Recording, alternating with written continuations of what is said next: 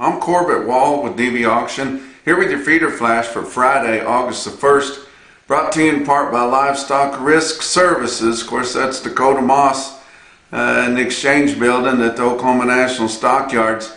They are your LRP specialist, him and the agents that work right along with him that are listed here. If this high market is leaving us, you want to latch on to all you can get, guys. You can get price protection on your unborn calves. Even you got fall calves you're going to be selling. You can get some price protection on them, or cattle you got turned out, cattle you're going to turn out on wheat this fall. For more information, go to livestockriskservices.com. Also, Unionville Livestock Market in north central Missouri, Creston Livestock Market in south central Iowa. On August the 5th, they're going to have a regular cattle sale at Unionville and a special bred cow and heifer sale. So if you're looking for some, if you're wanting to sell some, August the 5th is the day to think about that at Unionville. Then they're going to be having a calf and yearling special on August the 19th. Now up at Creston, they're having a regular sale here today on August the 1st, but they are getting ready for their annual customer appreciation and barbecue special coming up on August the 20th. They'll have all their best consigners, a lot of really top quality native cattle to that country there. Both of those sales you can watch on DVAuction.com. August sucks. And I have to be honest with you, on Thursday, I was kind of getting ready to be gone, and wasn't paying real close attention during the day to what was going on. I'd had several texts about high cattle that were selling all over everywhere, just like every day the last 2 or 3 months. So that wasn't anything big, but I was kind of keeping it in my mind which ones were the top ones. But then all of a sudden somebody texted me and said, "What the heck, was there a mad cow or something, you know?" And I said, "What are you talking about? The board's down $7, $8. And I was like, whoa, I hadn't paid attention. I was actually mowing my yard, getting it all cleaned up so I could be gone for a while. And so then I get to texting all my technical people, you know, the guys that know about the futures market, and saying, "What in the world is going on here?" You know, and of course some of them said, shrugged their shoulders, and some of them said, you know, "Well, we've been overbought for a while." No shit. And but then my favorite one from one of my favorite commodity people just said, "August sucks." Gotcha. Okay. August traditionally and historically is a bad market for the cattle industry, and we're here. It's like they looked up and they said, "Oh my gosh, it's August tomorrow," and now we're here on August 1st today. In fact, July 31st is the 15-year average high seasonally for the feeder cattle market. August the 1st is the day that it starts going down. Everybody's paying attention to that kind of thing. So when everybody sees it and everybody reacts to it the same way, you know, that's what they're going to do. But after all-time highs on your CME cattle futures were posted on Wednesday, all-time highs ever, key reversals come on Thursday. And now we're looking at a down market here. I mean, we could kind of see it coming if we wanted to. It's always easy to go back and look at it, and that's why technical indicators have never enticed me that much, because you always have to look back to see them. You can't see them out front very good.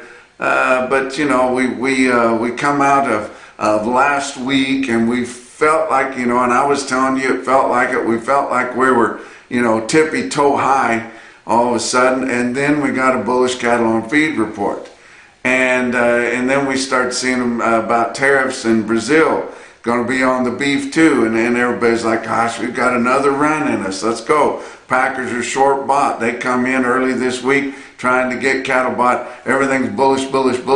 Well, heck, let's put another $2 or $3 on for 2 or 3 more days, and then we get extremely up on this peak, and then they pull the rug out from under us, guys. And I say pull the rug out we had pretty much blowed all the shorts out of the market early this week as we were jumping into new highs, and then your open interest got light, and then I mean you've just got tons of speculators, even people in the industry. I won't name any of them, but everybody is just licking their chops waiting on this thing to go down.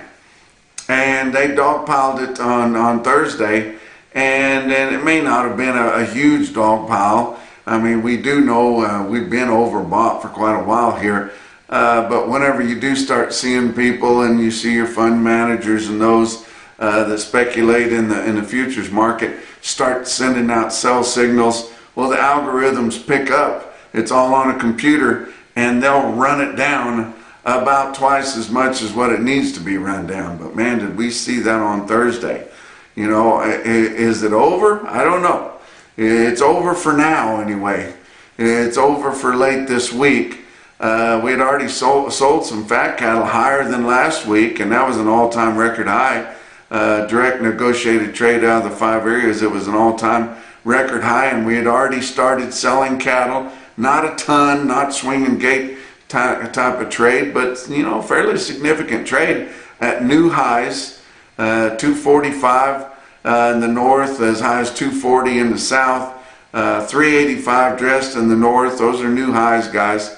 And so we saw that earlier this week. These packers they're out of cattle. I mean, they are right up close to the knife. They've got to have some cattle. But now what's going to happen? Of course, they're gonna try to shoot these guys in the foot, and the guys know how tight they are. So what's going to happen on the Friday trade?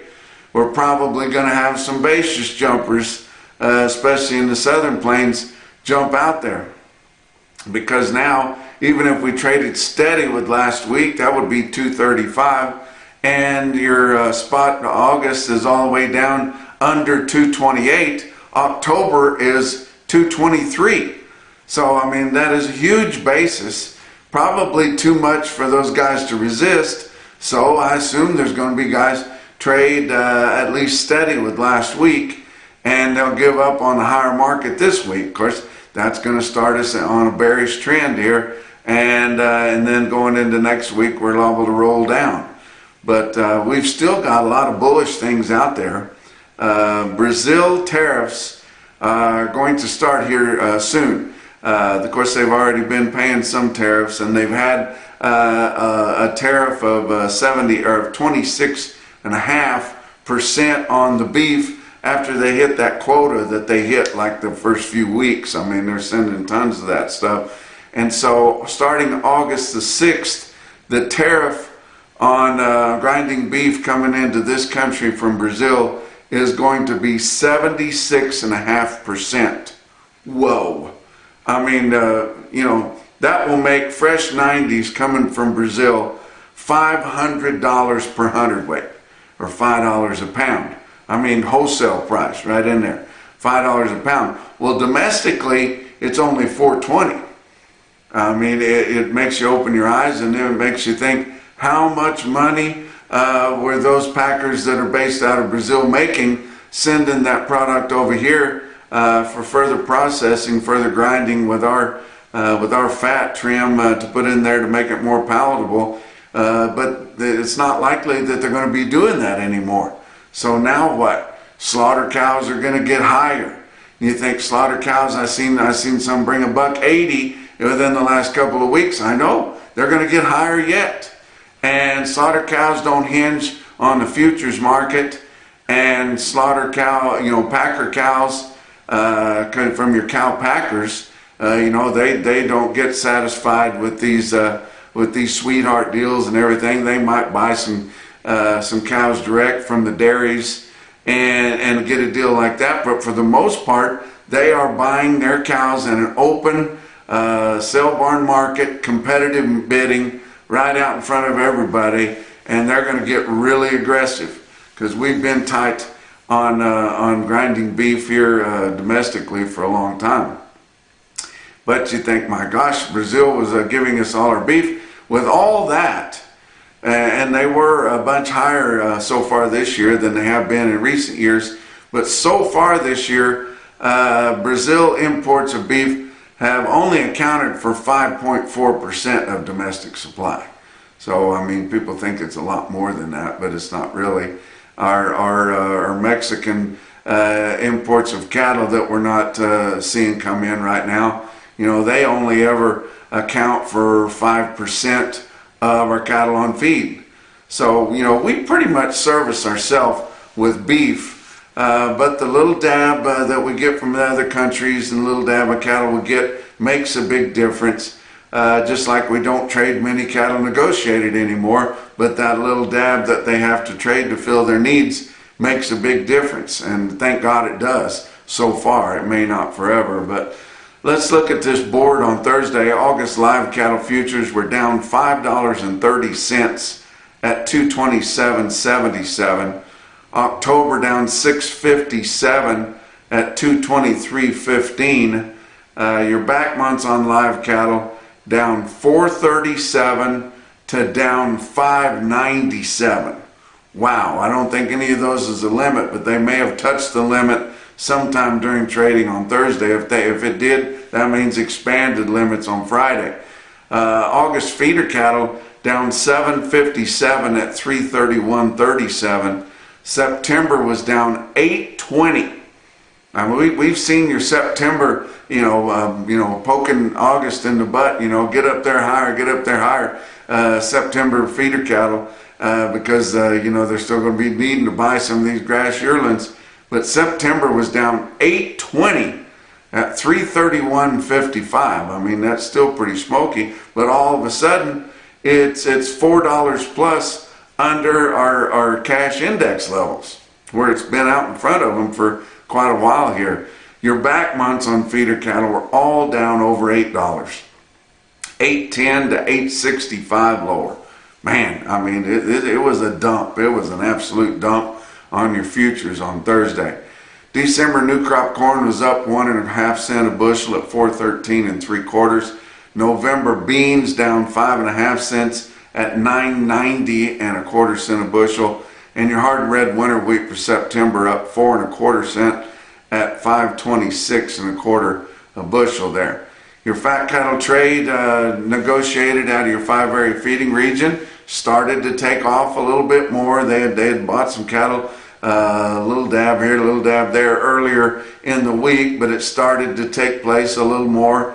Iowa sold 600 head. They sold 1,000 so far confirmed for the week, with live prices from $240 to $245 and dressed at $383. That would be $3 higher. And I tell you what, pretty good. Nebraska sold 1,900 confirmed, 2,900 for the week. They sold mixed cattle. They didn't have any straight cattle. Mixed pens of cattle live from $243 to $245. Pretty dang good. And dress sales from $383 to $385.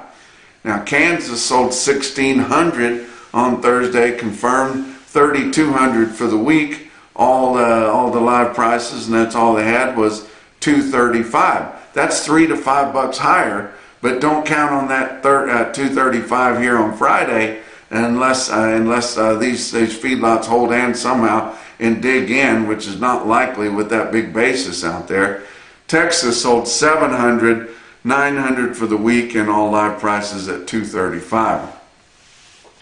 Box beef cutout values were mixed. Choice was down 67 cents at 361.37. Your selects was actually up 46 cents at 341.37. Your slaughter for the week is going to be minuscule. I tell you what, it's going to be the lowest in 10 years, just like it was last week. Your slaughter through the first 4 days of the week, estimated cattle slaughter through federal inspection, 444,000. That's 4,000 less than this point last week, 28,000 less than this point a year ago. Your actual slaughter come in for the week ending July 19th had your average dressed steer carcass weight at 935 pounds. Talk about your feeder cattle market, brought to you by Specialty Risk Insurance. They are working to protect your livelihood, guys. Check them out for any of your ag business related insurance. Your real-time index after your sales on Thursday, and most of them were still pretty good. I mean, we saw some top quotes. We didn't see new all-time highs. We saw barn records in several places because they hadn't had a sale for a week. But your real-time index after the trade on Thursday sitting at 335.89, still up another 69 cents from that record day we had on Wednesday. Your latest CME cash feeder cattle index at 335.01. I'm going to be at the 580 Cattle Conference in Woodward, Oklahoma on Saturday. Guys, I assume you can still get tickets there. I'm going to be speaking on Saturday night right after Temple Grandin. And so I'm feeling kind of excited about that with her being there. But they've got a good slate of stuff there all day, guys, and they've worked hard putting that deal together. And so check them out at Woodward, Oklahoma, the 580 Cattle Conference. Talk about your big sales on Thursday. Of course, Farmers and Ranchers Livestock Auction in Salina, Kansas had a big sale, had 3,700 with a lot of cattle coming into the sale barn right off the blue stem there. It was your Superior Steel Sales, home of Superior Standard Handling Equipment, stick out sale for the day. Your quotes were, of course, really high, sharply higher throughout there. And check out these quotes, and we might remember them for a while. This automated market report through Cattle Market Central, there was 180 head of 6-weight steers in Salina. They averaged 655 at 383.58. 348 head of the 7-weight steers averaged 751 pounds at 359.89. There were 465 head of the 8-weight feeder steers. They averaged 846 at 336.60. I tell you what, it was a great sale. Congratulations to Mason Winter. He's doing a good job up there, guys. 704 head of 9-weight feeder steers averaged 937 at 323.14. And they had a load 54 head of 10 75-pound steers weighed 308 1/4. Now your heifers, and they had a lot of heifers in there. One big consignor had a ton of heifers in there, over 1,000 of them. 184 head of 6-weight heifers averaged 654 at 359.74. 614 head of 7-weight heifers averaged 764 at 332.48. And 786 head of 8-weight heifers averaged 847 pounds with a weighted average price of $317.98 at Farmers and Ranchers Livestock in Salina, Kansas. Now, their most extreme stick-out sale out of Farmers and Ranchers that I saw, it was indeed heifers, yearling heifers right off the grass. 121 of them weighed 845 at 321 1/4. That's a monster quote there, guys. Other sales in the Flint Hills region had big-time quotes.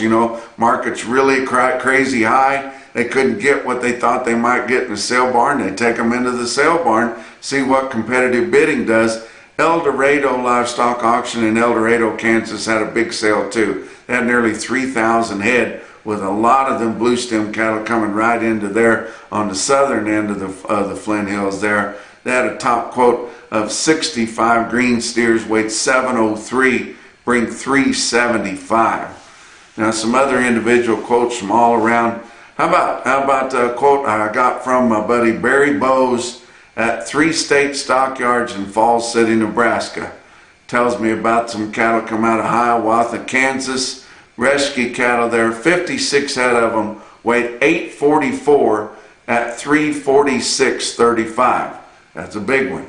But now some southeastern barns. Now they get news over there. They know what's going on. Now they are an hour ahead of us, so that could have something to do with it. And they get started in the morning, but they had high quotes.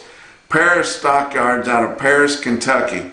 Now this quote, it matches the dollar figure per pound as the all-time quote out of Yankton, South Dakota that happened on Wednesday, but they're about 50 pounds lighter. It was 64 steers, weighed 763, bring 366. But the most impressive quote that I saw anywhere on Thursday And your Macrocin No BS top quote for the day come out of Bluegrass Stockyard South in Stanford, Kentucky. It was 70 steers, weighed 814 pounds at $346.75. And that's your feeder flash for Friday.